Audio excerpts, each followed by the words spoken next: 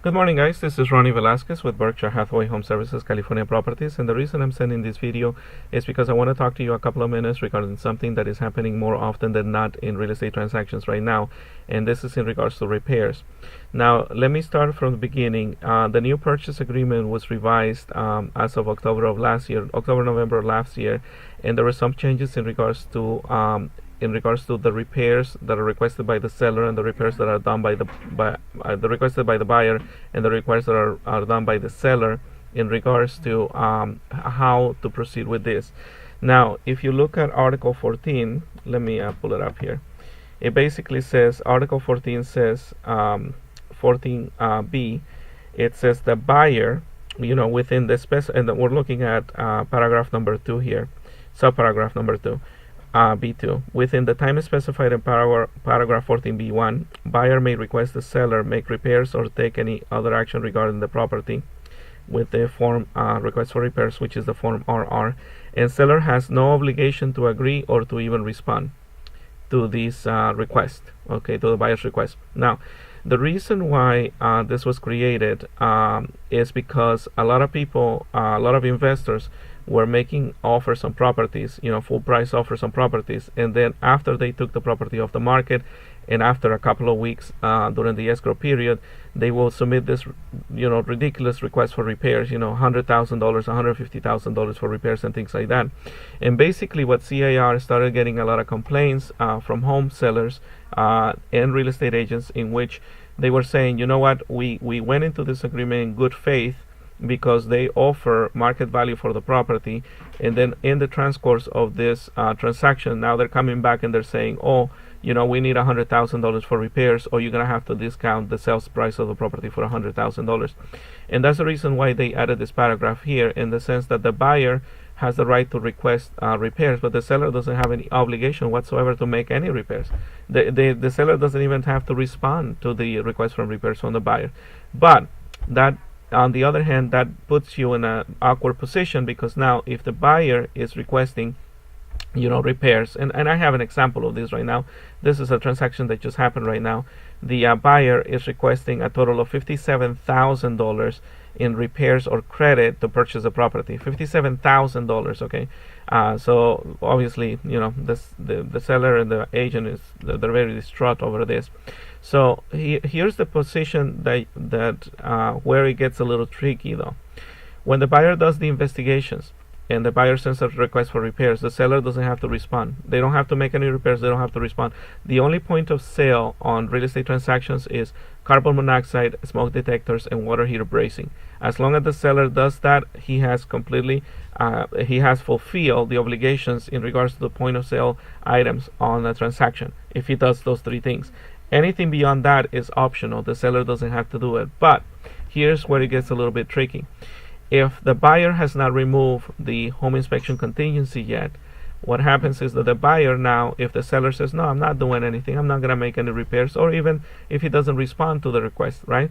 Then the buyer has two choices, either to continue with the transaction or cancel the transaction. And that is a choice that they make. Unfortunately, the seller cannot come after the deposit, the earnest money deposit, because the contingency is still in place. So as long as the contingency has not been removed, that buyer can still back from the transaction based on the home inspection of the property and the amount of repairs that the property needs. Okay, so here's a suggestion that I'm going to make to you in regards to representing buyers and representing sellers. Whenever we represent sellers on transactions, my counter offer, and I always do a counter offer on any purchase agreement, I don't care what they send in a purchase agreement, I'm always going to send a counter offer. And my counter offer, one of the items in the counter offer basically specifies the following: seller will only do repairs needed for financing.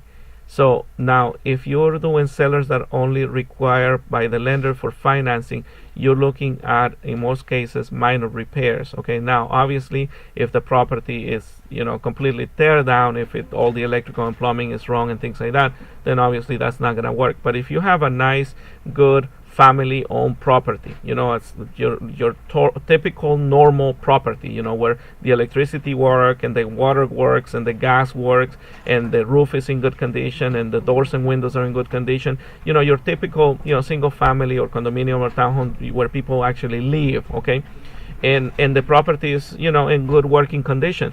then the lender is not going to require any repairs because the condition of the property is okay.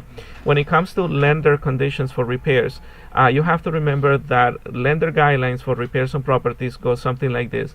They want a property that is in good working condition, that it provides safety and security for the new home buyer, safety and security. So the things that they're concerned about is that the windows and doors are in good condition. You have windows and doors that are in good condition.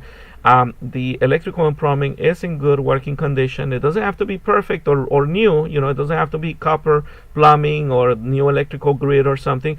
If the property was built in 1957 and the electrical works fine and the plumbing works fine, you don't need to repair any of that, right?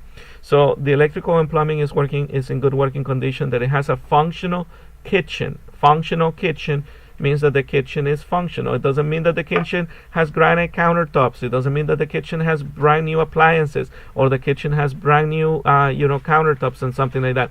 It's just a good functional kitchen. All right, that's that. And it has roof is in good working condition. That means that hopefully there's not going to be any leaks on the roof. Obviously, if the roof is caving in, that's a bigger problem. But if the roof is in good working condition, that's perfectly fine. So what you're looking for as a lender,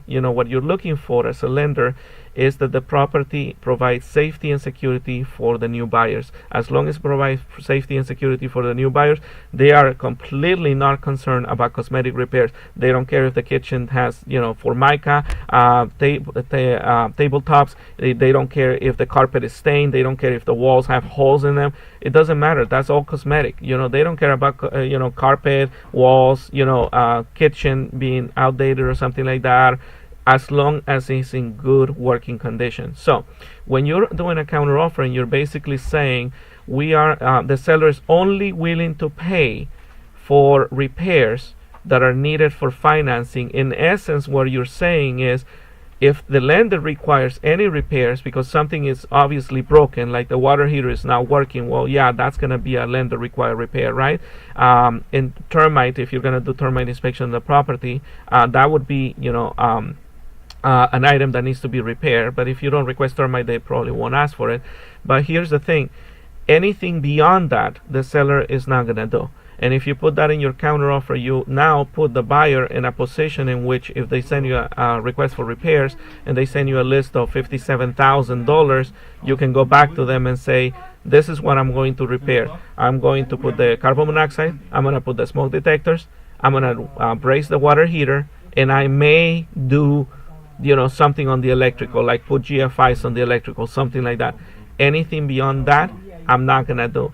Then that's basically something that if you put it in the counter offer, now you have another tool to go back to the buyer and say, I'm sorry, you cannot back from the transaction based on this long list that you sent me, because I already specified to you that we were only willing to do repairs that were needed for financing. And what you're asking right now is repairs that are not needed for financing. So this is not an excuse for you to back down from the transaction. So I want you to pay close attention to this, because it's happening like in every single transaction right now, in which the buyers are coming to the sellers and asking for this humongous amount of repairs, $5,000, $10,000, $15,000, $20,000, $30,000, $40,000, $50,000. And you representing the seller, when you're getting an offer from the buyer, you're going into this contract with a good faith that they are offering what they are willing to offer, that they already saw the property, they conducted the visual inspection, and they are okay with the condition of the property the way it is at the time it is.